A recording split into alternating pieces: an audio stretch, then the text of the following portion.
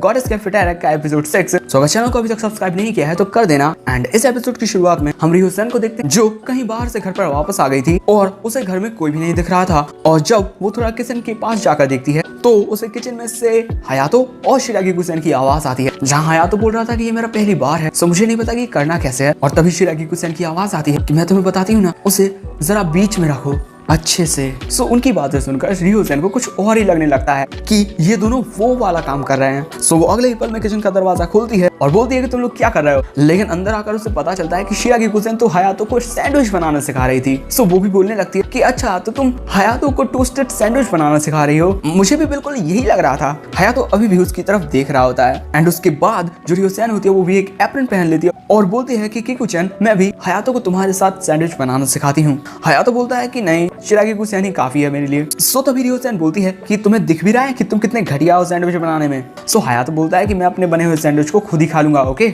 और शिरागिकुसेन बोलती है कि अरे उसने अभी सीखना शुरू ही तो किया है, सो शुरू में तो गलतियां सबसे होती हैं। एंड उसके बाद शिरागिकुसेन बोलती है कि मैं ये देखकर बहुत खुश हूँ कि तुम एक रियल ओनर की तरह डिशेस बनाना सीख रहे हो। हयातो उसकी बात सुन के थोड़ा शाय फील करता है। वो बोलता है कि सच में। एंड उसको इस तरीके से देखकर रियोसेन सोचती है कि एक उसने छोटा सा कॉम्प्लीमेंट ही तो दिया है, ये इतना खुश क्यों रहा है। हाँ, और तभी वो भी हयातो से बोलती है कि मैं भी ये मानती हूँ कि तुम्हारा जो ओनर वाला एटीट्यूड है वो धीरे धीरे बेहतर होता जा रहा है। उसकी बात सुन के हयातो उसके सिर पर हाथ रखता है एंड उससे बोलता है कि थैंक्स। पहले तो रियोसेन खुश होती है हयातो ने उसके सिर पर हाथ रखा और उसे थैंक्स भी बोला, लेकिन अगले ही पल में वो हयातो के हाथ को खुद से दूर करती है एंड बोलती है कि तुम मुझे फिर से एक बच्चे की तरह ट्रीट क्यों कर रहे हो। एंड उन दोनों को इस तरीके से देखकर जो शिरागिकुसेन होती है वो भी हयातो की ओर अपना सिर बढ़ाती है। सो हयातो पूछता है कि तुम्हें क्या हो गया हूँ। सो अगले पल में शिरागिकुसेन काफी ज्यादा एम्ब्रेस फील करने लगती है और वो बोलती है कि चलो सैंडविच बनाना सीखना स्टार्ट करते हैं। एंड तभी यहाँ सीन बदलता है और हम एमी-chan को देखते हैं जो कि अपने मार्शल आर्ट से या फिर कुंग फू जो कुछ भी उसकी प्रैक्टिस कर रही थी एंड एक टेक्निक का यूज कर रही थी जिसका नाम था हादोकेन। एंड ओका-chan भी उसके साथ ही थी और इस समय वो दोनों घर पर नहीं है।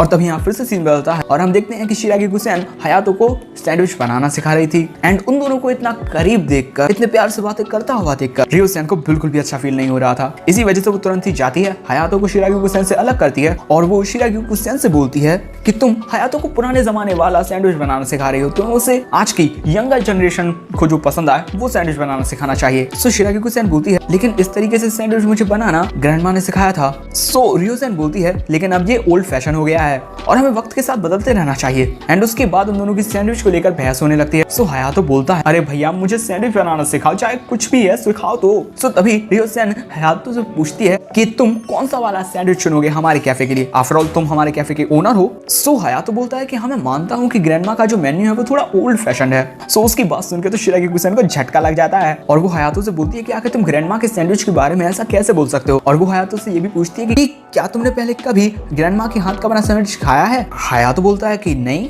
सो तभी शिरागिकुसेन बोलती है तो मैं तुम्हारे लिए एक सैंडविच बनाऊंगी, मैं तुम्हारे लिए वही वाला सैंडविच बनाऊंगी जो ग्रैंडमा ने मुझे बनाना सिखाया था। सो तभी रियोसेन भी बोलती है तो फिर मैं तुम्हारे लिए वो वाला सैंडविच बनाऊंगी जो आज की यंगर जनरेशन को पसंद है, ओके।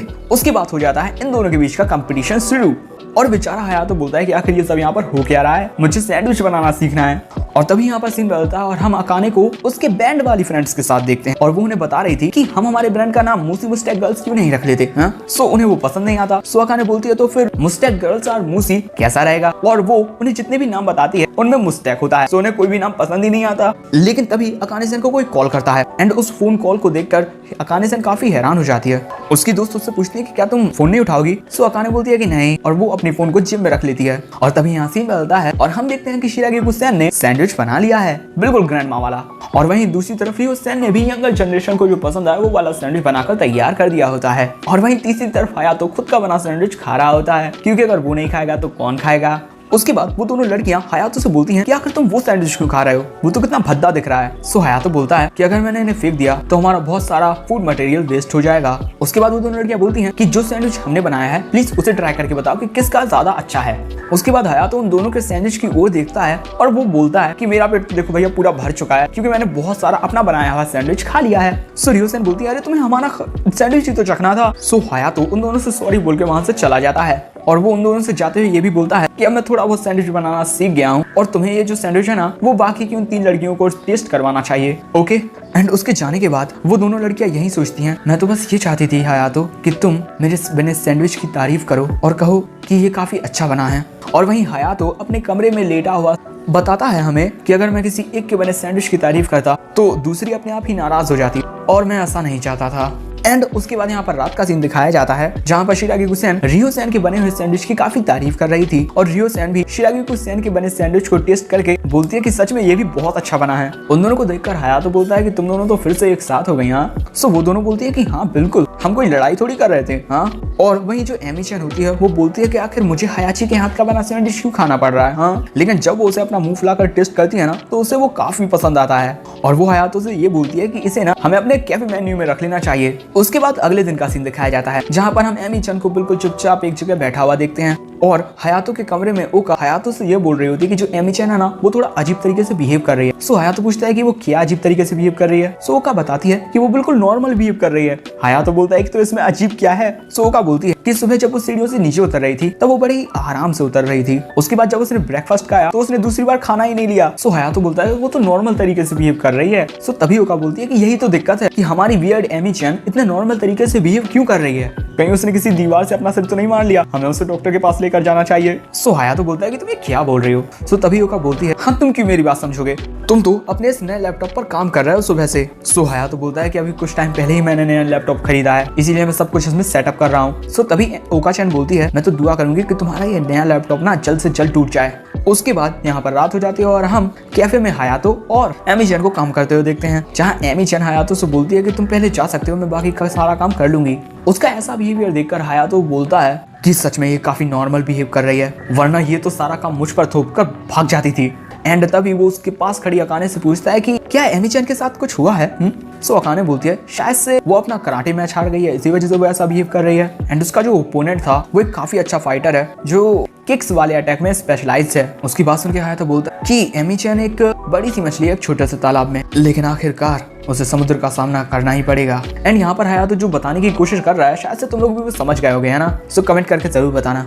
उसके बाद अगले सीन में हम हयातो और एमी चैन को एक साथ बैठा हुआ देखते हैं जहाँ हयातो एमी को बताता है कि ओका तुम्हारी बहुत चिंता कर रही है क्योंकि तुम थोड़ा नॉर्मल बिहेव कर रही हो शायद से। और दोस्तों वहीं दरवाजे के पास ओका भी खड़ी हुई है। हयातो की बात सुन के एमी बोलती है कि मैं तो हमेशा ऐसे ही बिहेव करती हूँ, लेकिन तभी हयातो बोलता है कि क्या ऐसा इसी वजह से है क्योंकि तुम कराटे मैच हार गई हो। हयातो की बात सुन के ओका और एमी चैन दोनों शॉक्ड हो जाते हैं। ओका इसी वजह से हैरान होती है क्योंकि उसे ये पता नहीं था कि एमी चैन कराटे मैच हार गई है और एमी चैन इसी वजह से हैरान हो जाती है कि आखिर हयातो को ये बात कैसे पता। एंड उसके बाद ओका एमी से पूछती है कि आखिर तुमसे ज्यादा ताकतवर कौन है जिसने तुम्हें हरा दिया। सो एमी उसके बारे में बताती है कि वो जापान की तरफ से ओलंपिक्स में जाने वाली है। उसके बाद एमी चैन बोलती है कि मेरे कोच ने भी मुझसे कहा है कि मैं कितनी ही कोशिशें क्यों ना कर लूं लेकिन मैं उससे कभी भी नहीं जीत पाऊंगी, इसी वजह से मुझे हार मान लेनी चाहिए। और उसके बाद एमी चैन बोलती है कि उससे फाइट करते वक्त मैंने अपना बेस्ट दिया कि मैं उससे जीत पाऊं लेकिन मैं नहीं जीत पाई। सो तभी ओका चैन बोलती है कि आखिर उसे कोच किसने बनाया। हाँ, मुझे पूरा यकीन है कि अगर तुम हार्ड वर्क करते हो तो तुम इस दुनिया में कुछ भी अचीव कर सकते हो। सो तभी हयातो बोलता है कि उससे ऐसी बकवास बातें बोलना बंद करो। और वो ये भी बोलता है कि हार्ड वर्क कभी भी टैलेंट को नहीं हरा सकता क्योंकि टैलेंट में पैदाइशी गुण होते हैं जिसे आप हार्ड वर्क करके नहीं सीख सकते हो। और जिंदगी में जब लोग आगे बढ़ते हैं तो सब ये बात सीख जाते हैं। ओके, और एमी को भी समझना होगा। एंड उसके बाद हयातो बोलता है कि मुझे लगता है तुम इसी वजह से हारी क्योंकि तुम्हें टैलेंट की कमी है। और हयातो से ये भी बोलता है कि शायद से तुमने एक ही टेक्निक पर काफी ज्यादा फोकस किया होगा, लेकिन तुम्हें ऐसा नहीं करना चाहिए। तुम्हें कुछ ऐसा करने की कोशिश करनी चाहिए जो तुम आसानी से कर सकती हो। उसकी बात सुन के एमी चैन बोलती है कि क्या कुछ ऐसा जो मैं कर सकती हूँ। हयातो बोलता है कि हाँ बिल्कुल, जब तुमने उन कुछ छपरी लोगों को पीटा था चेरी ब्लॉसम फेस्टिवल के टाइम पर तो तुम उनसे ज्यादा स्ट्रॉन्ग थी, इसी वजह से उस टाइम पर तुम्हारा गोल था कि तुम उनसे जीत जाओ। और उस टाइम पर तुमने जिन टेक्निक्स का इस्तेमाल किया वो तुम्हारी खुद की थी। एंड उसके बाद ओका भी एमी के पास आके बोलती है कि मुझे इन चीजों के बारे में ज्यादा कुछ तो नहीं पता, लेकिन तुम्हें वो करना चाहिए जो तुम कर सकती हो। उसके बाद एमी अपना डंबल ले लेती है ओका से और बोलती है कि तुमने बिल्कुल सही कहा, मुझे उस टाइम पर हादोकेन का इस्तेमाल नहीं करना चाहिए था बल्कि शूर्योकेन का इस्तेमाल करना चाहिए था। उसकी बातें सुनकर तो ओका एंड हयातो को कुछ समझ में नहीं आता। उसके बाद एमी बताती है कि वो मैच इसीलिए हार गई क्योंकि उस टाइम पर उसने अपने उस अटैक हादोकेन का इस्तेमाल किया था एंड उसी टाइम पर उस सामने वाले ओपोनेंट में उसने किक मार दी जिसकी वजह से वो हार गई। और मेरे कोच भी इसी बात पर मुझ पर बहुत ज्यादा गुस्सा कर रहे थे। उसके बाद जो एमी चैन होती है वो फिर से पहले की तरह बिहेव करने लगती है, पागलों की तरह। और एमी हयातो और ओका उन दोनों को थैंक्स बोलती है। ये सुनकर हयातो बोलता है कि हाँ ठीक, अब अपना बेस्ट देने की कोशिश करना, अब जाओ मुझे काम करना है। लेकिन आई डोंट नो व्हाई तभी एमी चैन बहुत ज्यादा जोश में आ जाती है एंड उसके हाथ से डंबल छूट जाता है और वो हयातो के लैपटॉप पर गिर जाता है जिससे वो टूट जाता है। उसके बाद हयातो एमी चैन के पास आकर उसे गुस्से में घूरने लगता है। तो तभी एमी चैन फिर से बोलती है कि क्या तुम इन्हें दबाना चाहोगे। हाँ, उसकी बात सुन के हयातो उसकी तरफ पहले तो थोड़ी देर तक घूरता है एंड उसके बाद रुको तुम इस वक्त यहाँ नहीं आ सकते। सो हयातो बोलता है कि बकवास करना बंद करो, बहुत ज्यादा बिजी हैं एंड वो दरवाजा खोलकर अंदर जाने की कोशिश करता है, लेकिन उस टाइम पर जो अकाने और एमी-चैन होते हैं वो ना जाने क्यों अपनी ड्रेस चेंज कर रहे होते हैं एंड हयातो को वहां पर देखकर ओका-चैन उसमें चप्पल मार देती है और बेचारा हयातो नीचे गिर जाता है। वो बोलता है कि मुझे कैसे पता होगा कि तुम लोग कपड़े चेंज कर रहे हो। सो ओका बोलती है कि हमने अपने कपड़ों पर गलती से कॉफी गिरा दी थी, इसी वजह से हम चेंज कर रहे थे। सो हयातो बोलता है कि अच्छा कपड़े चेंज करने के बाद तो कैफे में आ जाना मदद के लिए। सो ओका बोलती है कि अगर हमारा मन करेगा तो हम आएंगे एंड अब यहाँ से जाओ तुम, ओके। उसके बाद हमें रात का सीन दिखाया जाता है जहाँ पर हयातो अकेले ही सारा का सारा काम कर रहा होता है बेचारा एंड उसके बाद वो हमें बताता है कि ना ओका ना अकाने कोई भी उसकी मदद के लिए नहीं आया। थोड़ी देर के लिए रिहु आई थी लेकिन वो थोड़ी देर के लिए आई और फिर वापस चली भी गई और जो शिरागिकु और एमी-चैन थे वो भी कल की कोई बिना तैयारी किए वापस चले गए। और हयातो बोलता है कि कैफे अब थोड़ा अच्छा चलने लगा है तो ये लोग लापरवाही कर रहे हैं, लेकिन तभी वो सोचता है कि नहीं एक मिनट, अगर मैं इस बारे में ध्यान से सोचूं तो ओका और अकाने की तो आज शिफ्ट थी ही नहीं। रियो-सैन से मैंने ही कहा था कि मैं जितना उसे पे करता हूँ उसे उतना ही काम करना चाहिए, कोई एक्स्ट्रा वर्क नहीं करना चाहिए। और अगले दिन की तैयारी करवाना तो शिरागिकु-सैन ने खुद से ही मेरी मदद करना शुरू कर दिया था और एमी उसे अपने क्लब के भी काम करने होते हैं और मेरे इंसिस्ट करने पर ही वो वीकडेज पर भी मेरी मदद के लिए आती है। मुझे तो लगता है यहाँ पर मैं ही बहुत ज्यादा सेल्फिश हो रहा हूँ। लेकिन तभी हयातो को उसकी दादी की एक बात याद आती है कि जब कैफे बहुत ज्यादा बिजी हो तो तुम्हें मेरी मदद करनी चाहिए क्योंकि हम एक परिवार हैं। उसके बाद हयातो बोलता है कि वो मेरे पार्ट टाइमर्स हैं और मैं उनका एम्प्लॉयर, हम तो बस एक परिवार होने का नाटक कर रहे हैं। लेकिन मैं एक कुछ पलों के लिए भूल गया था कि मैं उन सभी के लिए एक स्ट्रेंजर हूँ एंड मैं उन पर कुछ ज्यादा ही डिपेंड होने लगा था। एंड हयातो वहाँ पर ये भी बोलता है कि मेरा तो कोई परिवार है ही नहीं, मैं अकेला हूँ इस दुनिया में। उसके बाद हयातो एक कमरे के बाहर खड़ा होता है और वो वहाँ पर ये बड़बड़ा रहा होता है कि मुझे इन सबके सामने ये क्लियर कर देना चाहिए कि मैं और ये मतलब हम सभी एक दूसरे के लिए स्ट्रेंजर्स हैं और यही सभी के लिए बेहतर होगा। एंड जब वो दरवाजा खोलकर उन सबसे ये बोलने ही वाला होता है, लेकिन तभी वो हयातो से बोलते हैं कि सरप्राइज, हमारे कैफे की 2 मंथ एनिवर्सरी हो चुकी है मास्टर। एंड उसके बाद हम देखते हैं कि उन्होंने पूरा का पूरा कमरा बहुत अच्छे से सजाया हुआ होता है। हयातो उनसे पूछता है कि ये सब क्या है। एमी-चैन बता दे कि हम हमारे कैफे की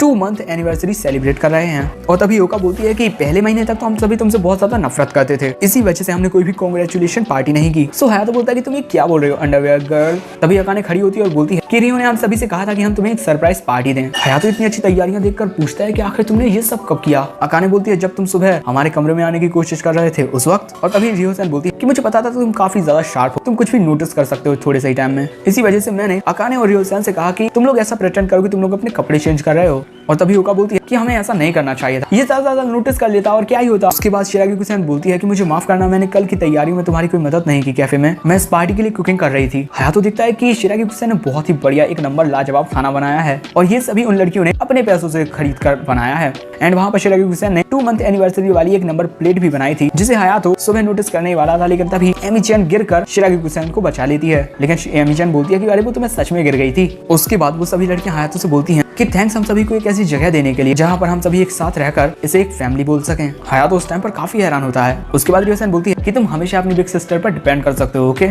और सुबह वाले बिहेवियर के लिए माफ करना। और ओका-सैन बोलती है कि जब हम पहली बार मिले थे तो उन्होंने मुझे मेरी अंडरवेयर में देख लिया था, वो सब एक कोइंसिडेंस था, ओके। और अकाने-चैन बोलती है कि मैं मेरे बैंड वाले काम में काफी ज्यादा बिजी रहती हूँ, इसी वजह से मैं कैफे में ज्यादा मदद नहीं करवा पाती, जिसकी वजह से एमी-चैन को काफी ज्यादा काम करना पड़ता होगा। सो एमी-चैन बोलती है कि मेरे बारे में चिंता मत कर, मुझे बहुत सारी स्ट्रेंथ है, मैं आराम से सब कुछ मैनेज कर लेती हूँ। और तभी शिरागिकु-सैन बोलती है कि तुम्हें ऐसी बात नहीं बोलनी चाहिए, जैसे हम सभी एक दूसरे के लिए स्ट्रेंजर्स हैं और हम एक फैमिली होने का बस नाटक कर रहे हैं, हम तुम्हारा परिवार ही तो हैं हयातो-कुन।